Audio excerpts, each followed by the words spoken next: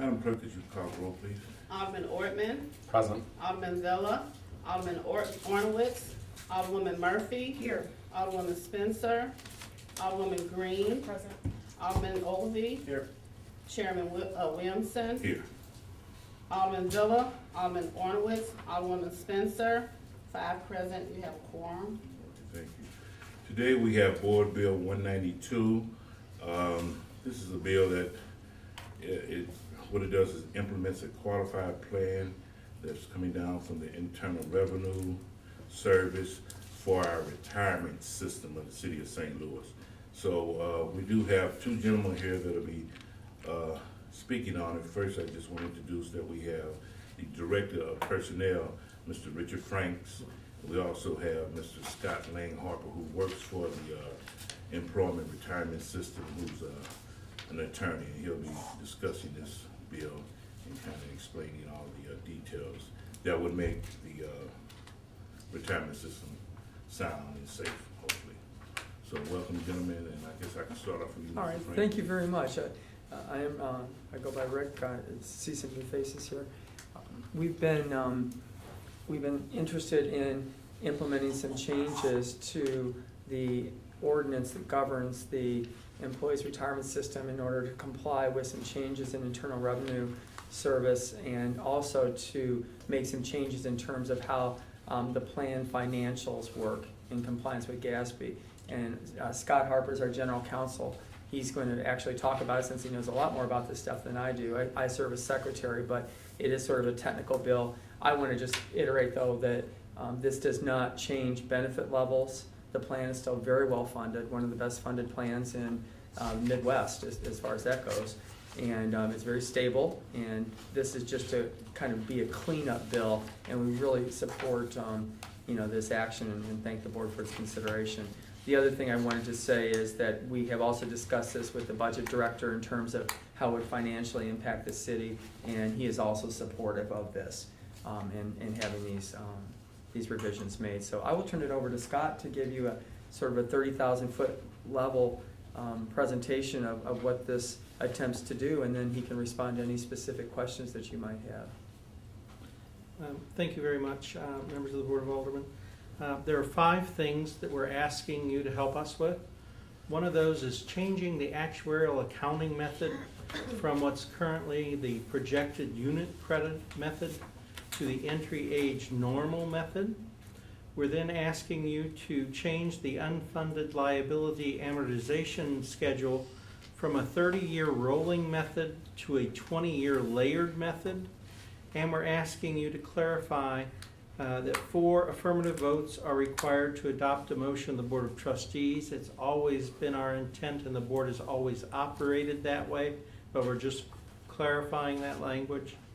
We're removing the requirement that the system use a federal letter forwarding program for certain notifications, and we're doing that because the federal letter forwarding programs have been eliminated by the federal government. The last thing we're asking you to do is to remove the date requirements for obtaining a qualified status determination letter from the Internal Revenue Service. And the reason we're doing that is generally we were supposed to do that on every 5-year cycle basis. Lately, the IRS has just come out and said that they no longer will require us to get those letters unless you are terminating the plan or creating a new plan. But they also say that they might change their mind and they might want more things done. So we're trying to build in some flexibility there, so we're asking that we be able to do whatever the board thinks is reasonable in light of the new IRS requirements. We're changing the actuarial accounting method. Basically what this does, it has the effect of spreading the cost for a member's benefit over the working life of the member based on the member's age at the date of hire at a level rate. The current projected unit credit method has us paying more of that cost as the employee gets further along in his or her career. So that helps to just smooth out the volatility in the calculation of assets and liabilities. I might just add that's a good thing for us because as you know, we have an aging workforce, about the average age is 48, so we have a tendency to have more employees who've been here for quite a while, so we think that will help, you know, in terms of, as Scott said, leveling that payment out that we have to pay every year. On the amortization schedule, we have a 30-year rolling schedule. Just imagine you had an unfunded liability, which is the mortgage on your house, and every single year you go back to the bank and you sign a new 30-year mortgage. You never pay off the debt. The new GASB rules are changing the way pension disclosures for liabilities have to be disclosed on the city's books, and they've made it much more uniform in how those liabilities are to be calculated. They're not calculated under the old methodologies anymore, and we're trying to match, or more closely match, the GASB requirements to the funding requirements for the unfunded liabilities. And we also want to bring down some of that volatility that will come because the new GASB rules built in a lot of volatility. So any year that the stock market has a little blip in it, will feel a much rougher ride. So to do that, we're going to go to a 20-year layered method, and what that is each individual's unfunded liability, each member's unfunded liability would be paid off over a 20-year period. But it's a layered for each individual member so that we don't have near as much volatility. We're asking for the clarification on the 4 affirmative votes, and the idea behind that is we have a 6-member board. 3 members are elected by retirees and members. 3 are from the administration, 2 appointed by the mayor, and the comptroller sits on the board as a function of her office. And the idea is to prevent any one of those groups from being able to pass any motion at the board without at least one person from the other side voting for it. We've always acted that way, and it's worked very well, so that's kind of what we're clarifying there. The federal letter forwarding program speaks for itself. The feds did away with it. We can't comply anymore. And the same can be said for the qualified status determination letter and the dates that are in there. We did put in to the packet that I passed out. If you will turn, there's the talking points that just outlines basically what I've told you. But if you go to the next handout, this is about the actuarial funding method study and recommendations of our actuary. We're adopting all their recommendations. And if you would turn to page 20, you'll see the impact on the system's funded status. As of 10/1/2014, we were 80.92% funded. We have made, according to an experience study change, the Board of Aldermen requires us to have an experience study every 5 years, and we match more closely our assumptions to actual experience of what's going on with our members to make sure that our funding mechanism is correct. And we've made the changes recommended by them, which brought us a savings in our funded ratio of 1.77%. And the entry age normal cost method, what it will cost us to go from projected unit credit to the entry age normal credit would be 3.14%, but there's an offset there so that we don't have near as much. The underlying change is only 1.72%, so our funded ratio as of 10/1/2014 would still be 79.55%, and an 80% funded ratio is considered a well-funded plan. Just as an example, the circuit judge's plan is 29% funded. I think that was in 2013. The MoDOT and Missouri Highway Patrol was funded, I think, in 2013 at 55%. So we're a much better funded plan than many of our peers. I think nationally too, you'll see some plans in Illinois and New York that are in the 20% range. So when you reach 80%, we're not proposing this because we want to be sustainable, but the state allows you to even increase your benefits when you hit the 80% level. So I think that, you know, we're in a really good spot here. With the entry age normal too, I'd just like to say that about 70% of plans use that. We're using the projected credit now, but we want, hopefully, all the city, all 4 of the retirement systems at some point would be ideal to have the same entry age normal, so we can compare apples to apples and not apples to oranges. So that's a move that most of the systems now use the entry age normal. And if you go to the next page, page 21, you'll see this is the employer contribution as a percent of a member's pay.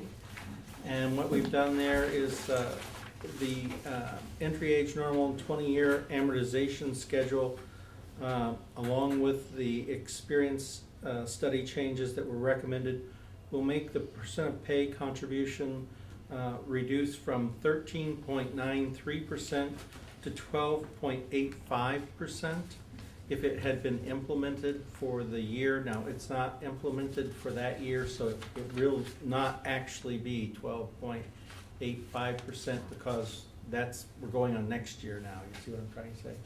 So it's the next year that we're punting to. So if there's any questions, I'll be happy to try and answer them. Oh, and the one thing I will say is, since it is not a change in benefits, there is no requirement for the cost study. It was provided merely as an accommodation to the board, and you don't have to wait for the required 45-day period before passing it as well. At least in my expert opinion as the legal counsel for the retirement system. I'm not the legal counsel for the Board of Aldermen, so you might want to check with your own legal counsel, but that's my opinion. Very good. What if we cut? We would if we could. Isn't that the truth? I know you guys are working on that though, right? We're in flux. We're working on it. We can get it resolved soon. Okay, very good, thank you. I think you explained it very well. Okay, we'll go ahead and open it up for questions. Alderman Norton. No questions. All right. Alderman Villa, Alderman Arnold, Alderwoman Murphy, No questions. Alderwoman Spencer. I mean Green. I'm sorry. Lord have mercy. I have no I apologize. questions. Okay, I'm sorry. Smith is not here. Okay, Alderman Ogle. I guess this is the type of thing where we just have to rely on you guys. Which pension systems have we got? I know with the fire pension, we went to entry age normal a couple of years ago. I only represent the employees' retirement system of the City of St. Louis. I know that the new FRP system is on entry age normal, and I believe the police retirement system calculate theirs both ways. I don't know which they officially have to use, but I think they calculate theirs under the entry age normal and another actuarial method. I don't know what that is though. Of course, with FRS, that's being slowly wound down, and will be absorbed by the new FRP. And where we saw $10 million savings the first year with FRP. And happy to report it hasn't, the changes in the pension haven't impacted our ability to recruit. We had 1,500 applicants for this most recent, fire department examination. 1,500? 1,500 as compared to 250 for police. Very interesting. So I guess one thing that's kind of interesting, the amortization method. Mm-hmm. If we can think back to like the early part of the last decade, when there was a recession, and I think the city was required to make kind of large contributions into FRS and did not for a few years while that was litigated. They did not to us either.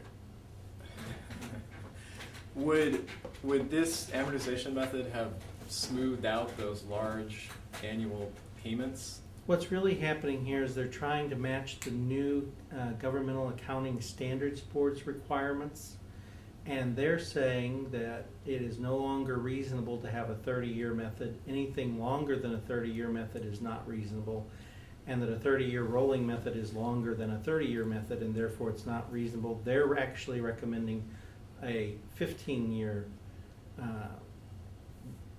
amortization schedule, and what we're trying to do is match their requirements, because they say 15 to 20 years is reasonable, and we're trying to make it reasonable, so we're trying to go to that 20-year mark, but we're also cognizant of the expense to the city from the volatility So in order to reduce the volatility that's built into the 15 years that you get from compressing from 30 to the 15, we're using the layered method to help compress some of that volatility. It will not compress all of it.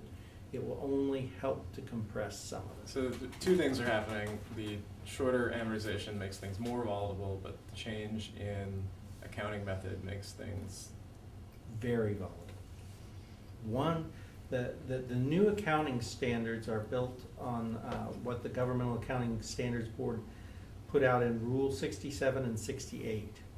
Rule 68 is not applicable to us till next year, but it's applicable to some of the participating employers in the plan. More than the art museums in our plan, the zoos in our plan, the libraries in our plan, the Tower Grove Park is in our plan, each of the retirement systems is in our plan, the mental health board is in our plan, the taxi cab commission is in our plan. So we have to be cognizant of all those entities, and we're just trying to help reduce some of the volatility. We're not trying to, we can't cure it, but we're trying to match more closely the requirements that GASB is putting on the city that will appear for the very first time on the city's financial statements when they're audited. We're hopeful that we're being a little forward-thinking because GASB is, the federal government in general has contemplated taking even more drastic action. Right now, this doesn't really affect the funding mechanism, it's just how we report the financials. But I expect, and this is my opinion, that there's going to be more mandates coming down. There's also more pressure to lower what we consider to be our assumed rate of return. Ours is 8%. Oh, we've reduced it though to 7.5. Oh, in this one? Wonderful. That's great news. I think FRP is 7.65. We're the lowest of any of the city plans. So that's really good news. It makes it easier for us to achieve that benchmark. And if we achieve that benchmark, then our plan, we're not going to see these contributions go up. From a couple of years ago, they were up over 15% of payroll. So, those are good mechanisms. We're trying to be forward-thinking with this, and I think that will help us if further mandates come down the line. And those mandates are driven by things like financial crisis and Detroit municipal bankruptcy and those. Well, it's to a certain degree, but it's also, you've seen a lot of people come out and bashing the public pension plans lately, and all pension plans to a certain degree, because the financial industry usually gets, I hate to say it, they make more money off of 401ks than they do us. And, they got a lot of money and they got a lot of clout at Congress and other those things, and they've put together these PAC groups and foundations and whatnot that basically go out and they bash us over the head, saying that we're not sustainable, this is all wrong, this is all wrong. So what they're trying to do is make it more of a, they're also worried about that they've gotten the bondholders on their side, because the bondholders are scared that we may be accorded better credit conditions than the bondholders would be if the city were to default. And now that came out of Detroit. So, and I went to school in Detroit, law school, and I worked in Detroit for a little while. So I can speak to that pretty well, but that is something that did help to trigger some of this stuff. Some of it was too was abuse out of California in particular. They were seeing pensions of 150% of what the person made. It almost bankrupted the entire state. And so they came up with dramatic pension reform called PEPRA, where it really, from a date forward, started having employees contribute, maintaining costs, getting more reasonable benefits. We have reasonable benefit levels for our employees' retirement system. They're relatively modest, but they're sustainable. So all those kind of factors, the federal government also looked very heavily at that, just like the federal government with the mortgage crisis. A lot of that came out of California too, where people had 2, 3, 4 loans on a home.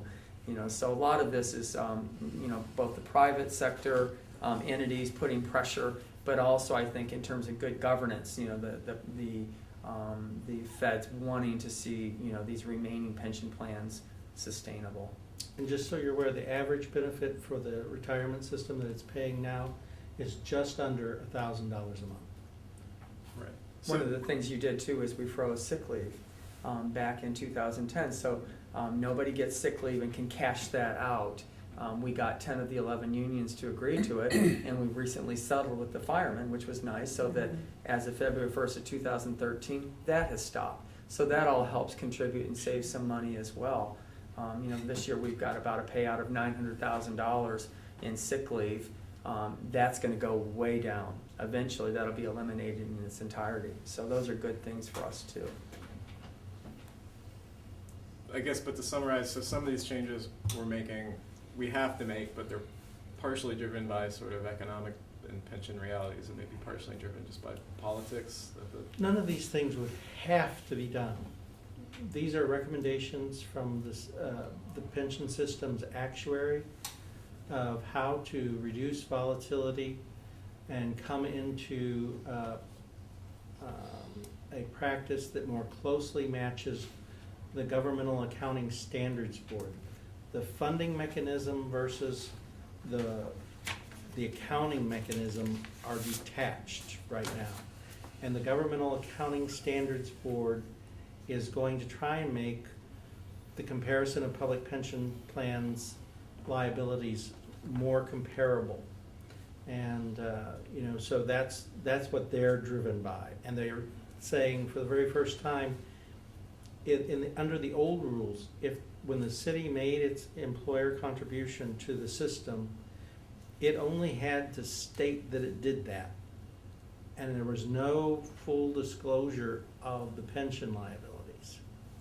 Now, under the new GASB rules, they've told the cities, just because you made your contribution is not enough. We want to see exactly what the pension liability is in your financial statements, because we're worried that the creditors who are bondholders may not get paid, and we want them to be able to see what's due the pension system as a creditor as well. So that's really kind of where we're at. Okay. Thanks. Any more questions? Now, after this is passed, assuming that it will pass through this committee and passes through the floor, it goes to the Board of Trustees. Well, it has to, it goes to the mayor, and then he has to sign it or Sign off. veto it, and then the 30-day period after that before it would become effective. Okay, so it will go in effect. Even with, now the Board of Trustees, what role would they play in this? Well, back in January, when the actuary comes to our board meeting, they will use the new 20-year layered amortization method when they calculate the pension liabilities, and they'll use the entry age normal methodology for calculating the value of assets and liabilities and the city's required contribution to the employee retirement system. Okay. Something we've learned, just to stress, is that the Board of Trustees cannot change or modify plan design. That comes from, the board, and that's important, that there's full disclosure, transparency, and otherwise you could have renegade boards or anything else Right. that are doing things, so. So it's graved in stone after the 30 days, providing that it does pass through here. Well, that's great to know. And I did want to just kind of touch on what Alderman Ogilvie was speaking about and what you talked about, Mr. Harper. I can remember, I guess, a couple of years ago, and I'm sure, some of the aldermen that were here, Vice Chairman Ortman, when we were trying to do local control. One of the big rumors were with the police department was saying that we were going to get a hold to the pension money from the police department and do whatever. So that was a big rumor. We testified up in Jeff City, and some of the things that I guess some of the police officers and other people were saying throughout the community was pretty much that all the City of St. Louis and all of us want to do is get a hold to the pension for the police department, which was the furthest thing from the truth. And once that bill did pass, that pension money and that retirement system is still safe for them. So we just want to kind of reiterate, you're right, a lot of those rumors fly around and they think that we're being, unjust by just trying to get a hold of some of the retirement and pension money, which is not true. So, okay, so I'll entertain a motion. Second? Okay. All right. Madam Clerk, would you call it? Alderman Ortman, Aye. Alderman Villa, Alderman Ordonez, Alderwoman Murphy, Aye. Alderwoman Spencer, Alderwoman Green, Aye. Alderman Ogilvy, Aye. Chairman Williamson, Aye. Alderman Villa, Alderman Ornowitz, 5 yes votes. All right, Board Bill 192 has been passed out with no recommendation. Thank you, appreciate it. Thank you very much. We Thank appreciate you. your time on this. Yeah. All right, It's all good. come to adjournment. Thank you. Yeah.